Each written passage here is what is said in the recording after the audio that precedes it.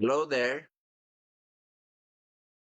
I'd like to talk to you about the story of the Samaritan woman whom Jesus met in the well of Jacob in Samaria. Samaria is in Syria, and that's the farthest place that Jesus had reached outside of Judea or Israel. And when Jesus met this woman,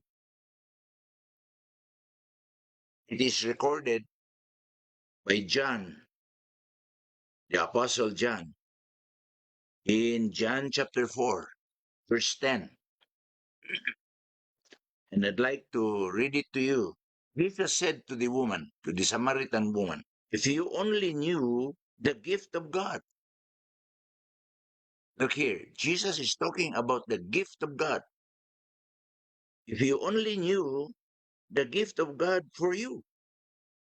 First thing, if you only knew about that gift of God for you and and who you are speaking to.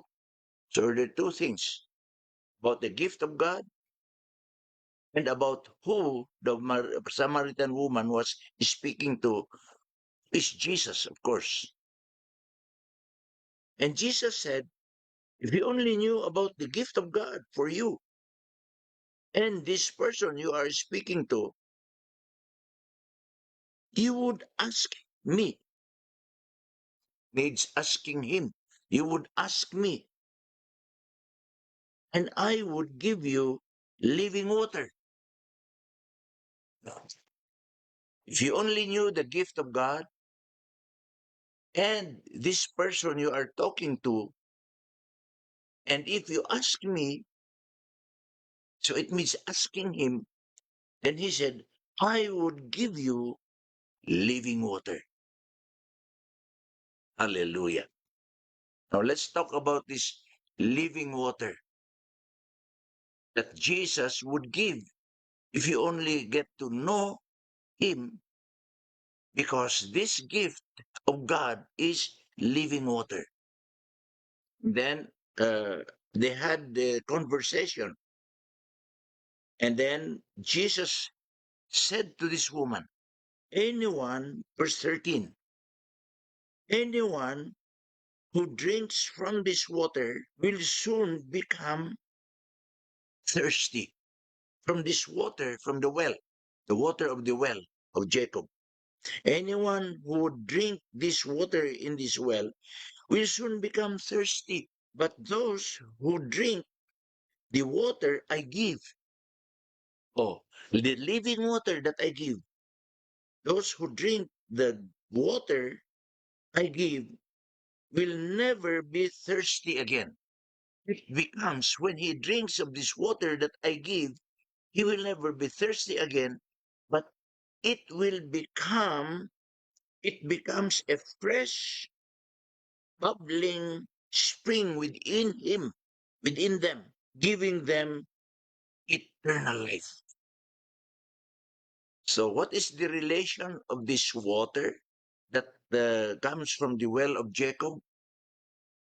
Those who drink it will become thirsty again.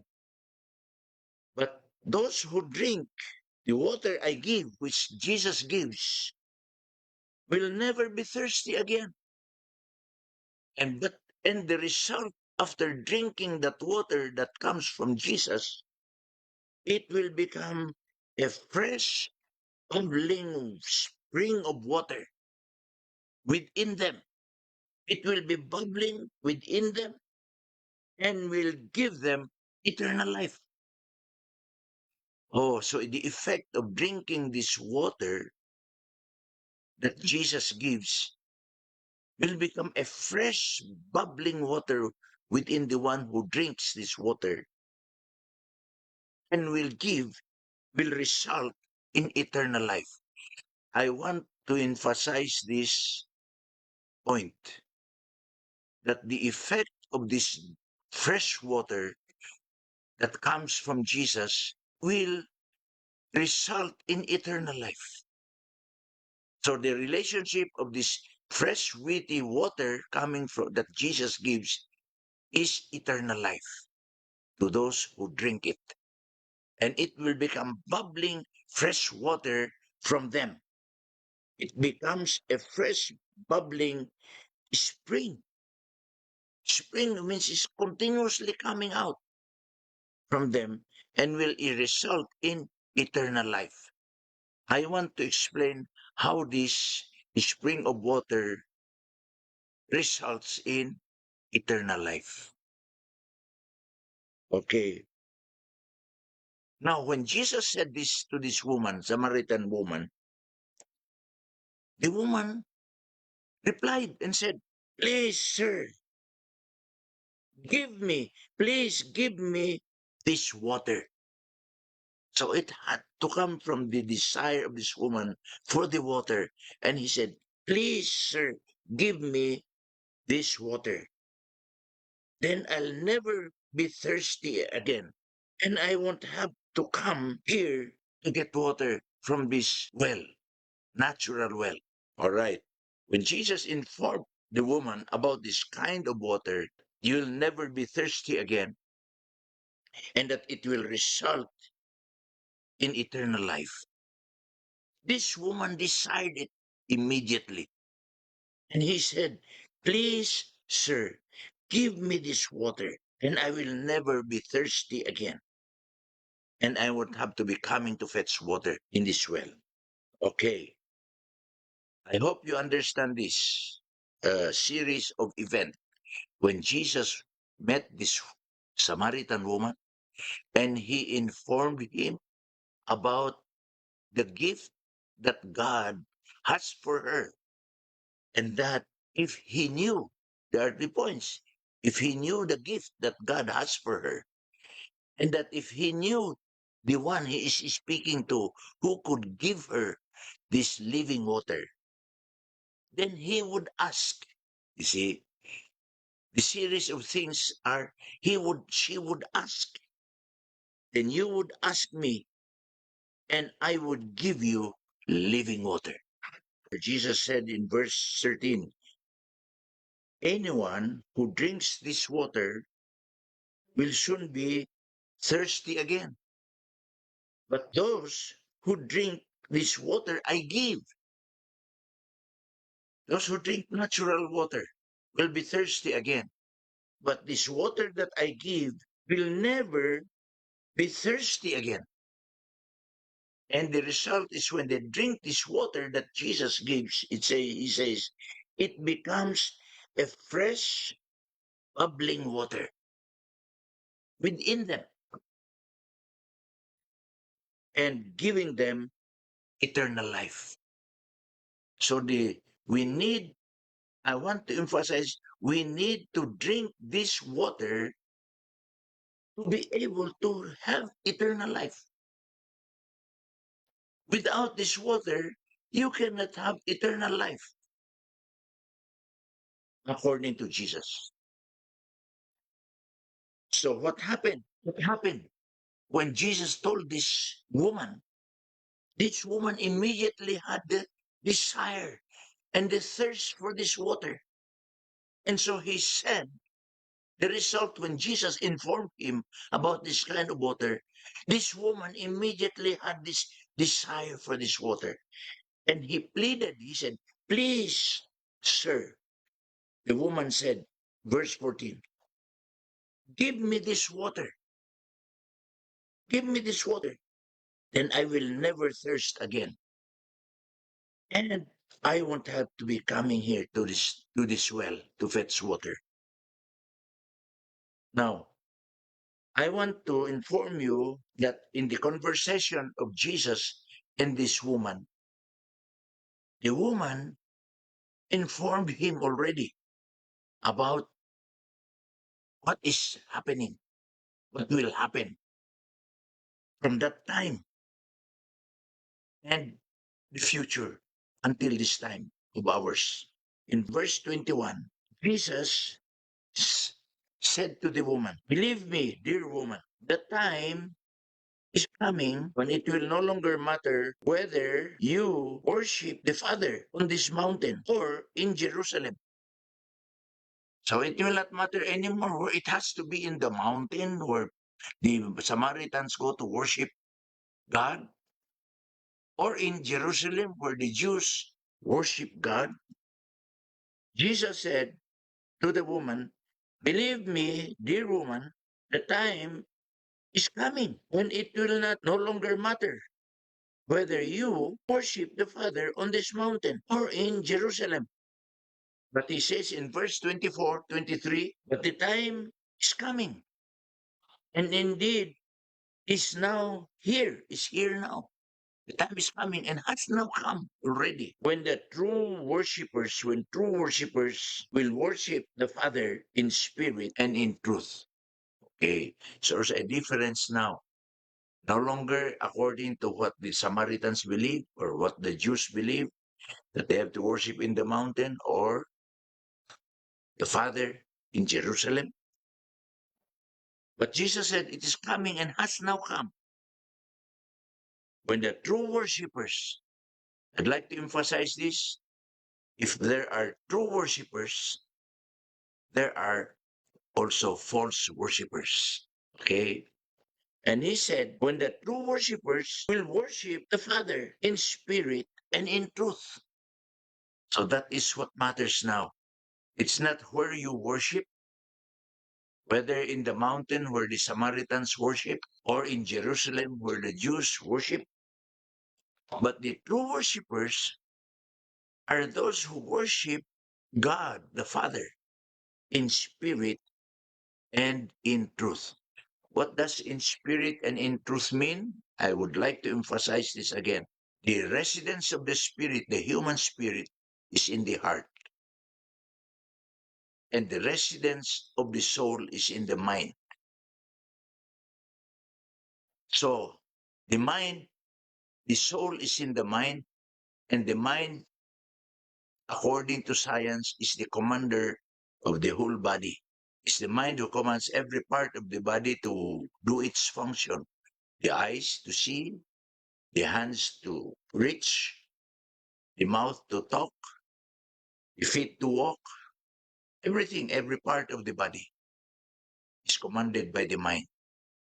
That is center in command of the body.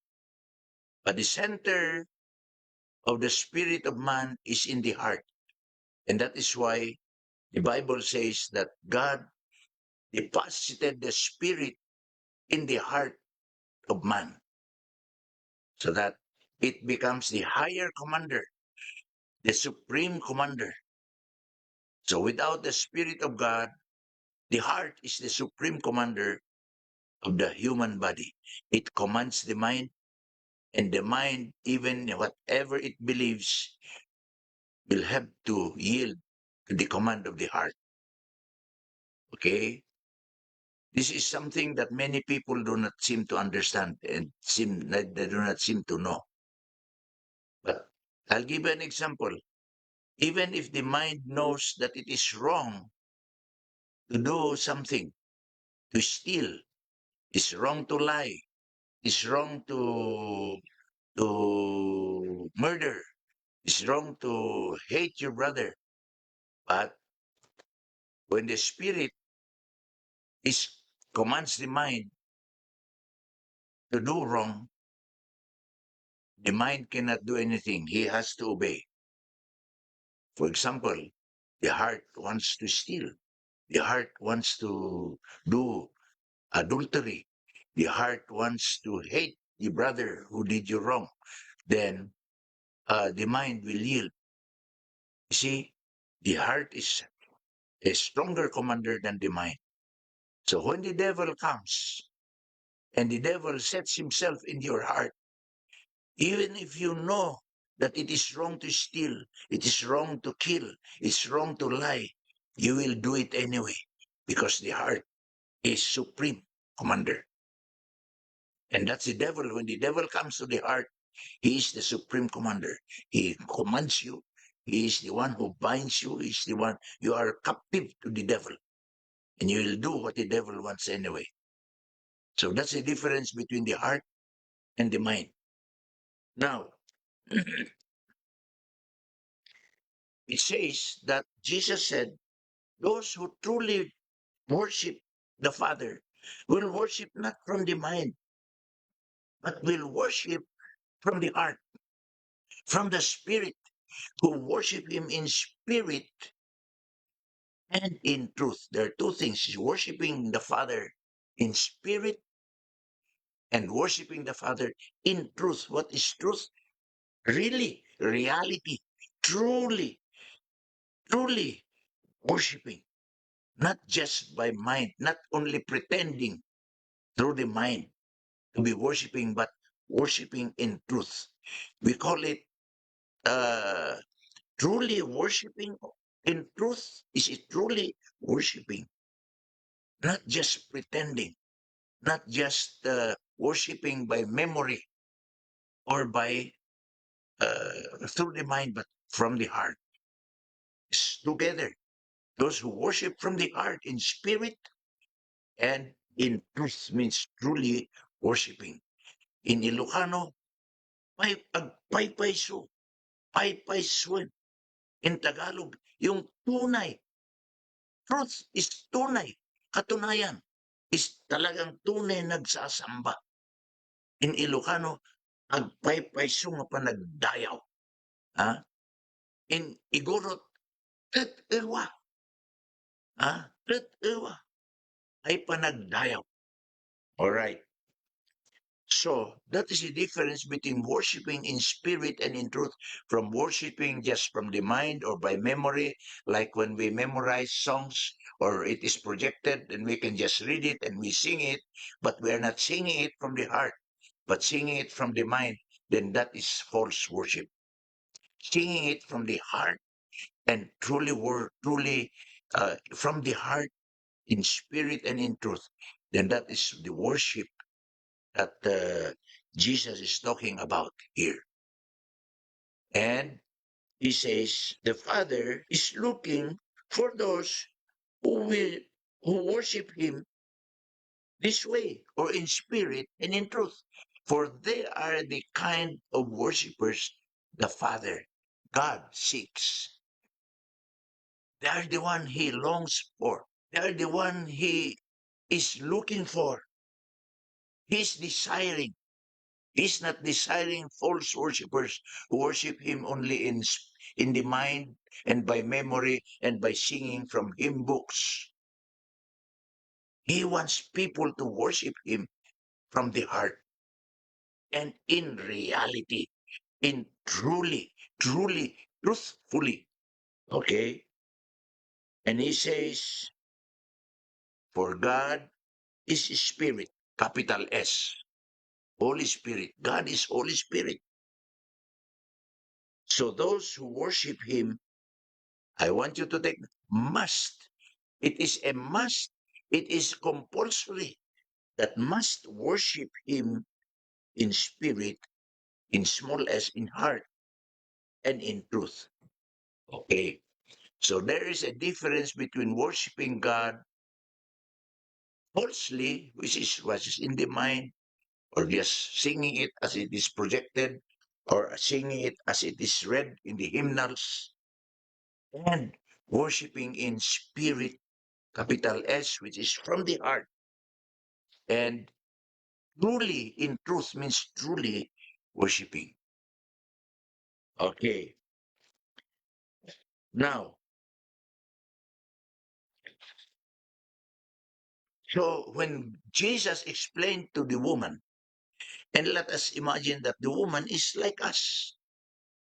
We are Samaritans. We are uh, uh, Gentiles. You know, the Samaritan woman is a Gentile. She's not a Jew. Okay. And when Jesus explained this to him, he revealed the woman understood. And the woman said in verse 25, the woman said, I know the Messiah. Oh, she started to understand that there was Messiah. She heard about, I know the Messiah is coming. Also, he now knows that the Messiah is coming. And the one who is called Christ. Oh, so he is the Messiah. He knows about the Messiah. She heard about him and that he is Christ. When he comes, he will explain everything to us. Now, this woman started to be enlightened and to be reminded about the Messiah who is coming and will explain everything to us. Then Jesus revealed himself to her. And he said, Jesus told her, I am the Messiah. You see, it is only when we hear the news, we are informed about the Messiah. And it is only when we know about this living water, uh, about worship. And then he said, the Messiah, I know the Messiah, who is Christ, who is coming. And when he comes, he will explain everything. He will make us know everything. Then Jesus revealed himself to the woman. He said, Jesus told her, I am the Messiah. No, I want us to take note of all these particular points I'm talking to you about. Then Jesus revealed himself to the woman. In other words, the woman, because he said, please give me this water so that I will drink and I will not be thirsty again. And I will not be coming here to fetch water again in this well. So Jesus actually started already. She started because of her thirst and her desire. Please give me. Jesus started to give her this water and he made her understand about this kind of worship. And that are the kind of worshipers that the Father is looking for. They are the kind of worshipers that the Father desires. Isuda, iliwan ni Apo Diyos. Okay. And then he started to reveal himself to this woman and said, I am a Messiah. So what happened? When Jesus revealed himself to this woman and she drank of this water that Jesus is talking about, I'd like us to take note of the next verse I'd like to emphasize. In verse 28, the woman forgot about the water that she fetched in that well. And it says the woman left the water jar. The water jar. She left the water jar. And what was the effect on the woman? He left the water jar beside the well and ran. What was her reaction? What was the result of drinking that water and knowing Jesus Christ, the Messiah, who revealed himself to her? The woman ran back to the village. She ran back to the village, telling everyone. And he was saying, come and see a man who told me everything I ever did. I mean, see this man that I met in the well and who told me everything I was about in my past life. Because Jesus said, you had 5 husbands. See? And so the woman said, you must be a prophet. And she started to run to the village and tell everyone. And she said, could he be the Messiah? Could he be the Messiah? And so what happened when she informed the people in the village? I want you to take note of this. Verse 30. So the people came streaming. Streaming is they became like a stream of water, running also. And they came streaming from the village to see him. They all came to Jesus to see Jesus. Hallelujah. I would like to emphasize here that this woman went to fetch water for them and her family to drink, to cook and to eat food and to they needed the water. Everybody needs water. But she met Jesus in the well, and Jesus told him and asked him, if you only knew the gift that God's gift for you, and if you only knew the person you are talking to right now, you would ask him for living water. Okay? So it needs person to know and about the gift and of God and about Jesus who would give this water. Then you would ask, there will be that desire to ask, to desire the water, and he would give living water. And when Jesus told about the water, that whoever drinks the water that he gives will never thirst, and it will result in eternal life. Then the woman desired it and asked, please, he pleaded, please give me this water. So I will not thirst again. I will not come to be fetching water in this well. And I believe that Jesus gave her that water. And so she informed him about the time that's coming. The result of receiving that water, people will worship the Father in spirit and in truth. No longer in that mountain where the Samaritans worship or in Jerusalem, but anywhere. It will not matter anymore where you worship the Father, but the kind of worship that the Father is looking for and desiring is true worshipers, not false worshipers. And the true worshipers he described is those who worship in spirit, in the heart. And in truth means truly, really, reality, really worshiping truly and not only pretending from the mind. So there is a difference between false worshippers and true worshippers. And the true worshippers are those who worship in spirit, in the heart, and in truth. Okay. So what happened? Jesus revealed himself. There was a woman. He said, I am the Messiah. And what happened?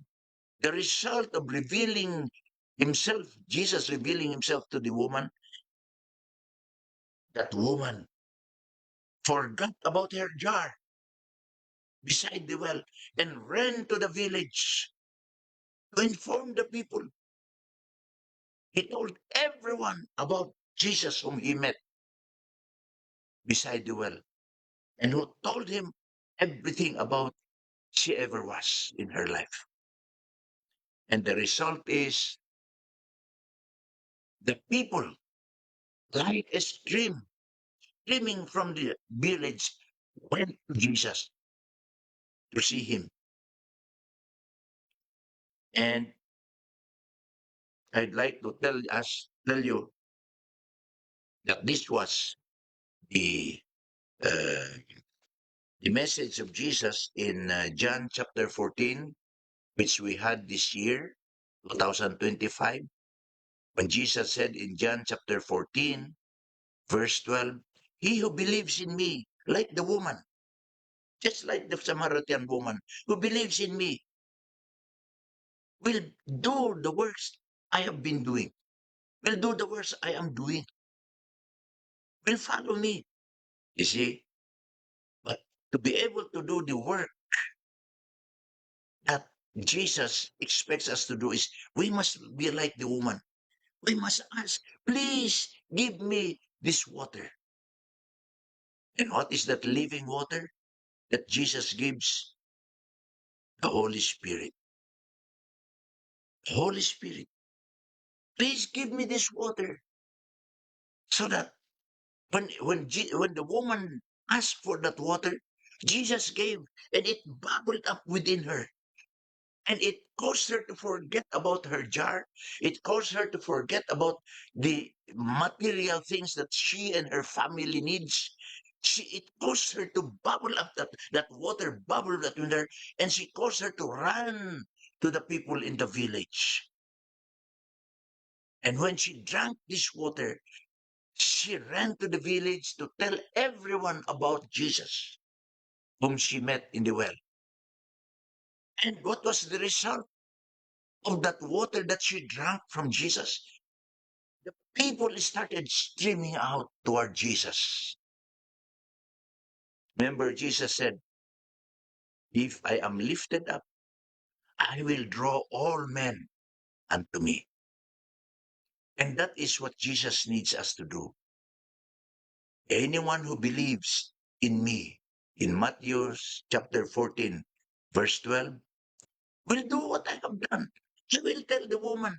I will let the woman inform the woman about the woman. Use also even prophetically means people, the nations, people, the church, Israel. Huh? And we'll tell the people, if if you woman would only know the gift of God. So we need this gift of God, and it is this gift of God that we need that will result in eternal life. If we do not have this gift of God, we cannot have eternal life. And that's what I'd like to tell you, that faith alone without works is dead. James chapter 2, verse 17. So you have faith by itself isn't enough unless it is produces good deeds. It is dead and useless. Good deeds. I want to emphasize to you, good deeds. In Revelation, we will soon see in Revelation. We will be judged according to our deeds, not according to our faith. Not according to faith alone. It has to produce good deeds. And the production of the deeds of the woman, the faith of the woman who received, who was informed by Jesus and believed Jesus, she immediately ran to the village to tell the people about Jesus. And what was the result of her telling the people? The Holy Spirit worked, and they believed the woman. And they all came, the people came streaming toward Jesus because of the woman who started to act on her faith, and she started to do, and the people believed. Now, I'd like us to go to this water of life that Jesus talked about to the Samaritan woman is the same water of life that will be springing up in heaven and on in the new earth, and all the people who believe and who receive this water. And let us go to the very end in Revelation chapter 22.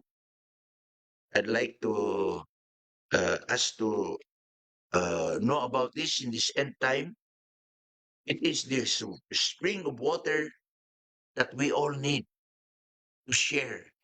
It becomes a stream of water like Jesus, who became a man and who received the Holy Spirit in Jordan River through the prophet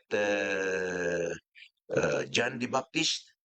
And it became a stream of water in him. And he started to share it like this Samaritan woman.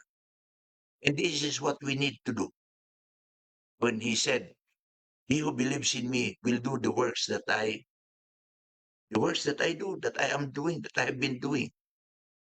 And it will result in eternal life to everybody who receives this stream of water, this living water. And we will become fishers of men. You see, immediately this woman became a fisher of men. She ran to to the village and told the people, and all the people. She was able to fish all the people in that village, and they came streaming toward Jesus. Okay, and when we do this, remember, Jesus made a promise. He said, "When you do this, you may ask me anything, and I will do it." Anything you ask, I will do it and I will give it. It will be done unto you.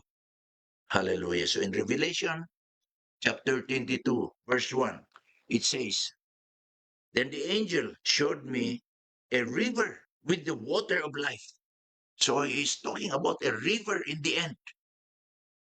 This chapter 22 is the very end of Revelation, which is the prophecy of Jesus Christ of what is to happen after he left for heaven.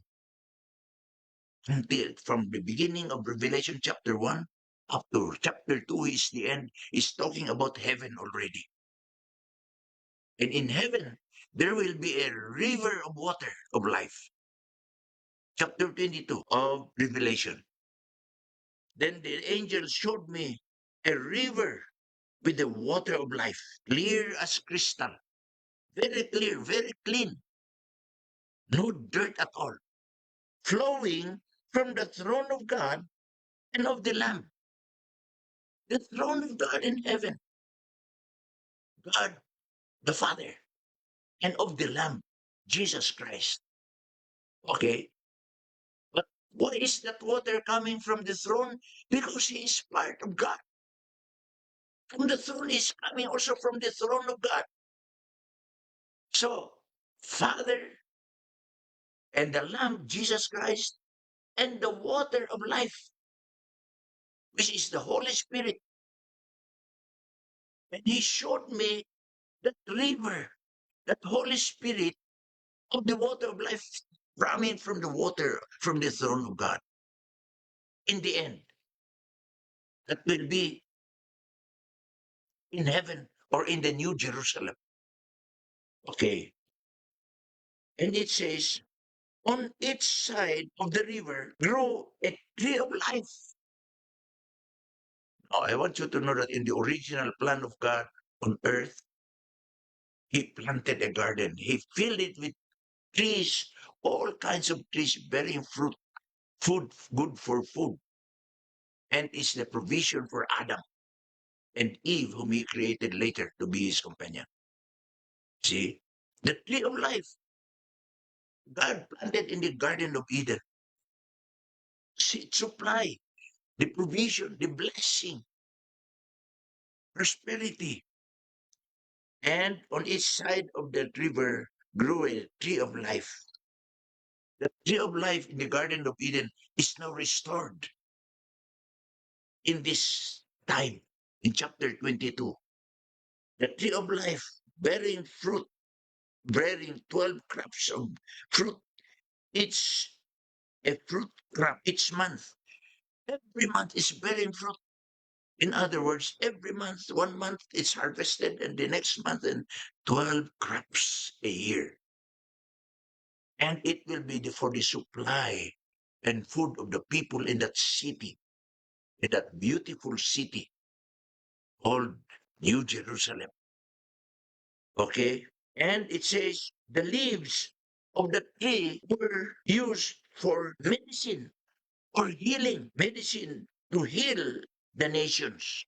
So the leaves of the tree, as for the healing, everybody will be healed. Okay? So this tree produces fruit and the leaves also for the healing. And it is in the water, in this, in the both sides of the water of life, the river. So it's part of the river of life, the river of the water of life. Hallelujah. I'd like you to know that this is what we all need. We all need to drink from that water of life, which Jesus gives in heaven by the end time of Revelation. It will be flowing from Jesus. It flew from heaven to Jesus when he was baptized in the river Jordan and was filled with the Holy Spirit. Uh, and he was filled with the Holy Spirit, and it becomes a river of life within him. And he told that woman, if you only know whom you are talking to, and the gift of God, uh, which is the river, which is the water of life, I would give, I will give to you this water of life. Okay. And now we're talking about the end time. How how this God, John, God, Jesus revealed to him about this river of the water of life flowing from the throne of God into the city. And in that river, on both banks of that river, the tree of life, which produces, supplies the food for the people in the city, so they never lack anything. And that the leaves of that water is for the healing of the nations, the people. The nations means people. Now, I will not make it long. In Revelations 22, verse 12, Jesus says, look, I am coming soon. I'm coming soon. He's talking about his coming now. I'm coming soon, bringing my reward with me to repay all people according to their deeds. Listen to me. Jesus says, he will come and reward all people according to their deeds. And it is the deeds that follow faith that we will be rewarded for. It is not according to our faith, but according to our deeds.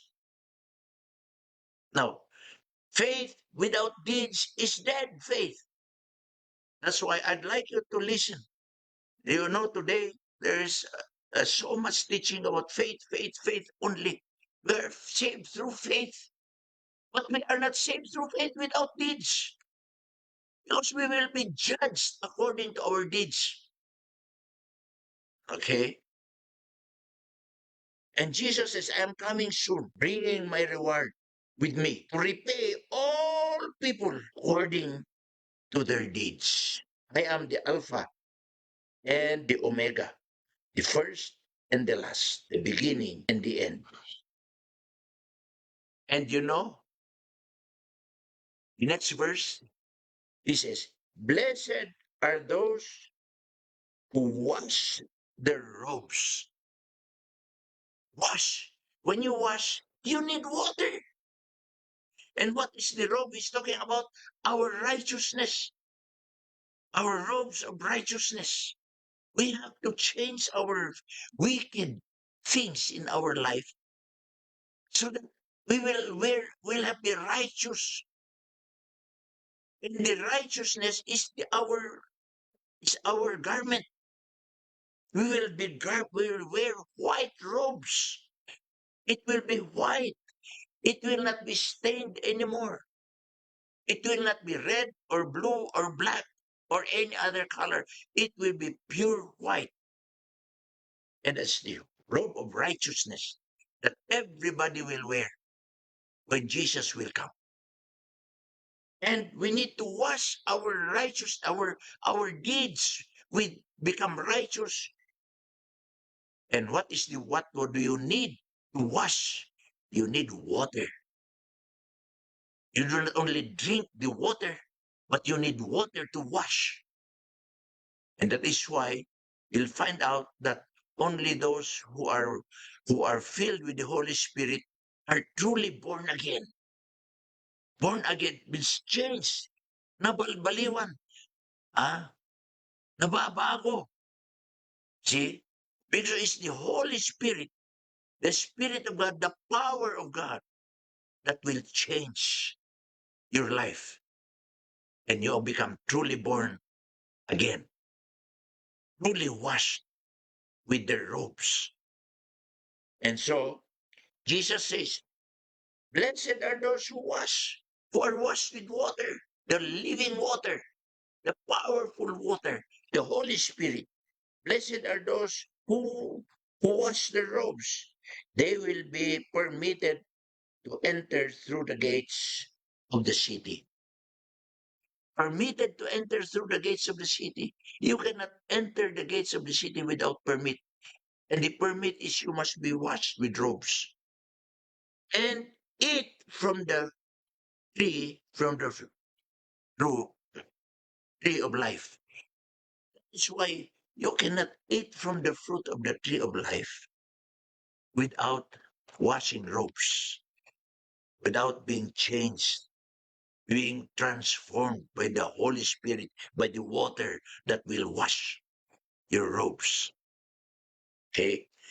And then outside the city are the dogs, the sorcerers, the sexually immoral, the murderers, the idol worshippers, idolatry, and all who love to live a lie.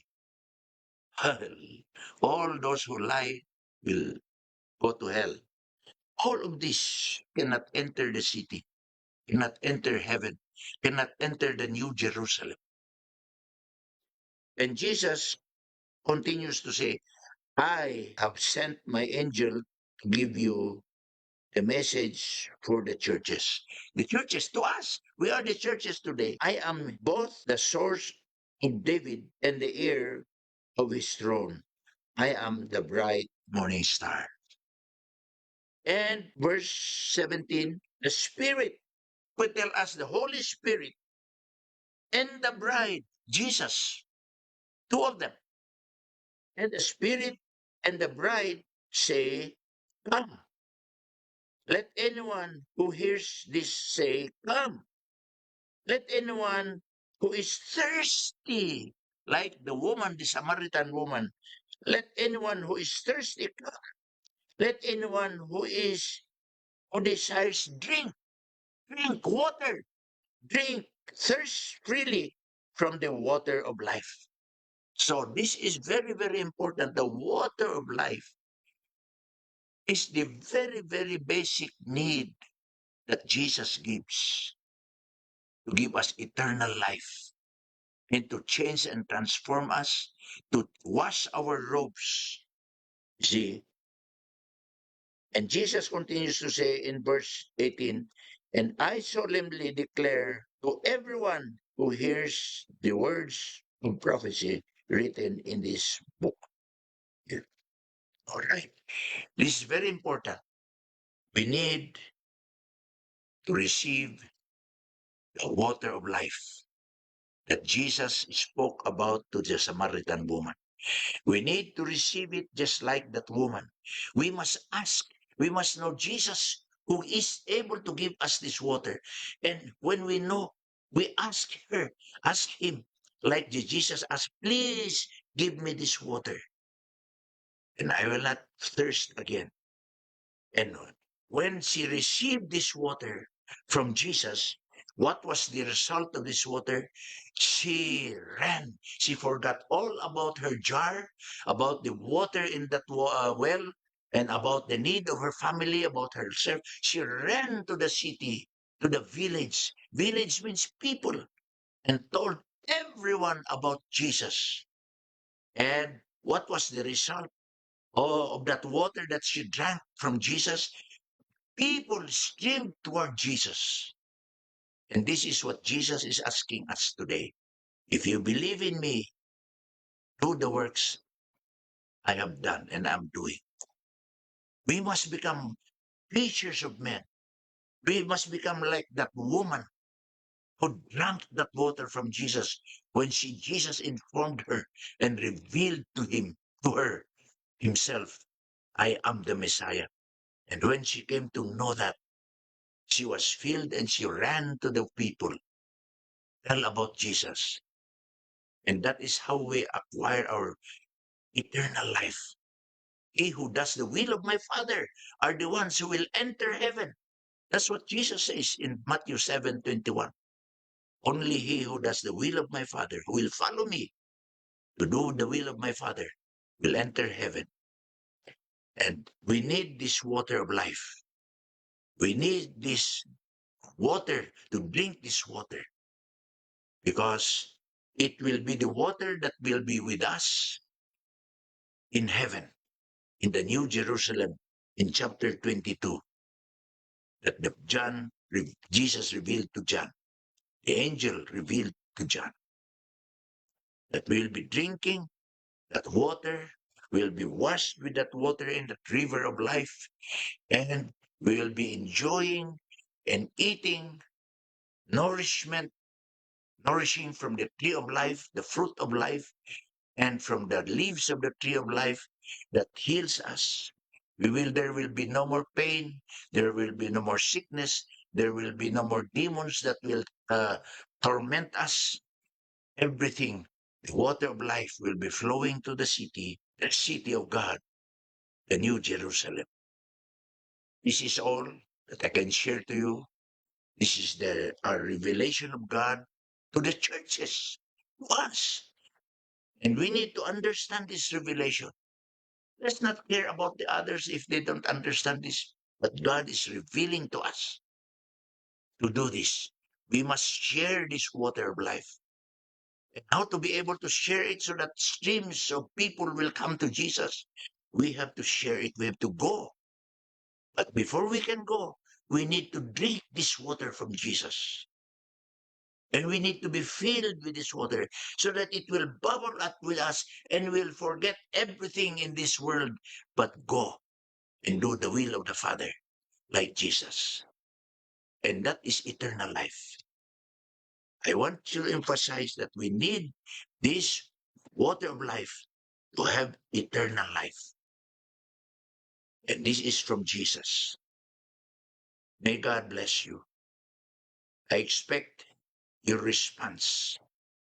Everyone who believes in Jesus to desire this water and to drink this water and to wash our robes with this water so that we will be worthy of the tree of life and the healing that is made for us, all the nations, so that we'll be made righteous and truly righteous to enter the kingdom of heaven.